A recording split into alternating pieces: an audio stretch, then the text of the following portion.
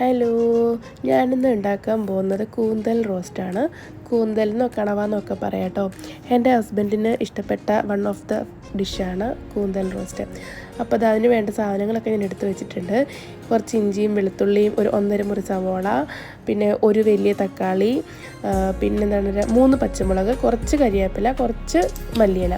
ഇത്രയും സാധനങ്ങളൊക്കെ എടുത്ത് വെച്ചിട്ടുണ്ട്. പിന്നെ അടുപ്പത്ത് പാൻ വെച്ച് വെളിച്ചെണ്ണയാണ് ഞാൻ ഒഴിച്ച് കൊടുത്തിരിക്കുന്നത്. വെളിച്ചെണ്ണ ചൂടായതിന് ശേഷം കടുകും പൊട്ടിച്ച് കറിവേപ്പിലയിട്ട് ഇഞ്ചിയും വെളുത്തുള്ളിയും കൂടി ഇട്ട് കൊടുത്ത് നന്നായിട്ട് ഞാൻ മൂപ്പിക്കുന്നുണ്ട് കേട്ടോ. അങ്ങനെ അതൊന്നും ജസ്റ്റ് മൂത്ത് വന്നതിന് ശേഷം ഞാൻ അതിനകത്തോട്ട് സവാള ഇട്ട് കൊടുക്കുന്നുണ്ട്. അങ്ങനെ സവാളയൊക്കെ ഇട്ട് കൊടുത്ത് നന്നായിട്ട് ഇളക്കണം. അങ്ങനെ സവാള നന്നായിട്ട് ഇളക്കി ഒന്ന് വാടി വരുമ്പോഴത്തേക്കിനും ഞാൻ അതിലോട്ട് പച്ചമുളക് ഇട്ട് കൊടുക്കുന്നുണ്ട് കേട്ടോ. അങ്ങനെ പച്ചമുളകൊക്കെ ഇട്ട് നന്നായിട്ട് ഇളക്കുകയാണ്. അപ്പം നല്ല മണമാണ്, കാരണം വെളിച്ചെണ്ണയല്ല ഞാൻ ഉണ്ടാക്കുന്നത്. അപ്പം നല്ല സ്മെല്ലായിരുന്നു കേട്ടോ. പിന്നെ നമ്മുടെ ഈ നോർമൽ ഇഞ്ചിയും വെളുത്തുള്ളി സാധനങ്ങളൊക്കെ ഇട്ട് കഴിഞ്ഞ് നമ്മൾ ഇടുന്നത് നോൺ വെജ് ഒക്കെ ഉണ്ടാക്കുമ്പോൾ ഇടുന്ന സെയിം സാധനങ്ങൾ തന്നെയാണ്. മുളക് പൊടി, മല്ലിപ്പൊടി, മഞ്ഞൾപ്പൊടി, ഇച്ചിരി ഗരം മസാല, അങ്ങനെ അതെല്ലാം ഇട്ട് കൊടുത്തു. ആസ് യൂഷ്വൽ എല്ലാ നോൺ വെജിനുള്ള സാധനങ്ങൾ തന്നെയല്ലേ. അങ്ങനെ അതൊക്കെ ഇട്ട് ജസ്റ്റ് ഒന്ന് മൂത്ത് വന്നതിന് ശേഷം ഞാൻ തക്കാളി ഇട്ട് കൊടുക്കുന്നുണ്ട്. തക്കാളി നീളത്തിൽ കനം കുറച്ച് അരിഞ്ഞതാണ് കേട്ടോ. അങ്ങനെ നന്നായിട്ട് അരിഞ്ഞ് തക്കാളിയും ഇട്ട് കൊടുത്തു. അതിനുശേഷം നന്നായിട്ട് ഇളക്കുന്നുണ്ട്. അപ്പം നമ്മൾ തീ എപ്പോഴും കുറച്ച് വെക്കണം, അല്ലെങ്കിൽ നമ്മുടെ പൊടികളൊക്കെ കരിഞ്ഞു പോകും. അതുകൊണ്ട് ഞാൻ തീ കുറച്ചാണ് വെച്ചേക്കുന്നത്. സിമ്മിനെക്കാണ്ട് ഇച്ചിരി കൂടെ കൂട്ടിയിട്ടേക്കുന്നത്. അങ്ങനെ നന്നായിട്ട് ഇളക്കി കൊടുക്കുകയാണ്. അങ്ങനെ അത് ഏകദേശം തക്കാളി ഒന്ന് വാടി വന്നതിന് ശേഷം ഞാൻ കൂന്തലിട്ട് കൊടുക്കുന്നുണ്ട്. കൂന്തലിട്ട് കൊടുത്ത് അങ്ങനെ എല്ലാം കൂടെ ഒന്ന് യോജിപ്പിച്ച് ഇളക്കി വെക്കുന്നുണ്ട് കേട്ടോ.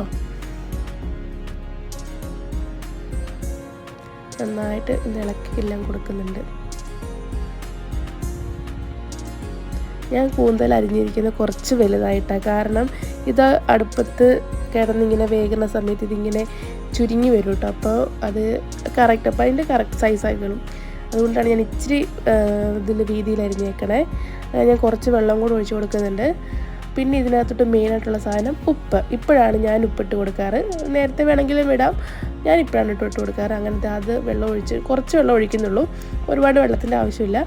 ജസ്റ്റ് ഞാൻ അത് വെള്ളം ഒഴിച്ചിട്ട് അടച്ച് വെച്ചിട്ട് ഞാൻ ഒരു 8 മിനിറ്റ് വേവിച്ച് കഴിഞ്ഞപ്പോൾ ഇത് കണ്ടോ, കൂന്തലിൽ നിന്നുള്ള വെള്ളമൊക്കെ ഇറങ്ങിയിട്ടുണ്ട്. അങ്ങനെ ഒന്ന് ഇളക്കി ഞാൻ വീണ്ടും അടച്ച് വെച്ച് വേവിക്കുന്നുണ്ട്. അങ്ങനെ കറക്റ്റ് വീണ്ടും ഒരു 4 മിനിറ്റ് കൂടെ കഴിയുമ്പോഴത്തേക്കിനും വെള്ളമൊക്കെ ഏകദേശം വറ്റി. അപ്പം ഞാൻ അതിലോട്ടൊന്ന് ഇളക്കിയിട്ട് ഞാൻ കുറച്ച് മല്ലിയിലയും കൂടെ ഇട്ട് കൊടുക്കുന്നുണ്ട്.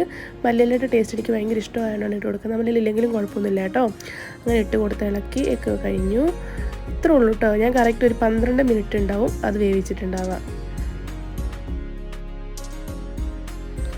അപ്പോൾ അത് എത്ര ഉള്ളൂ കേട്ടോ. നമ്മുടെ വീഡിയോ കൂന്തൽ റെഡി ആയിട്ടുണ്ട്. എല്ലാവരും ട്രൈ ചെയ്ത് നോക്കണേ. ബൈ.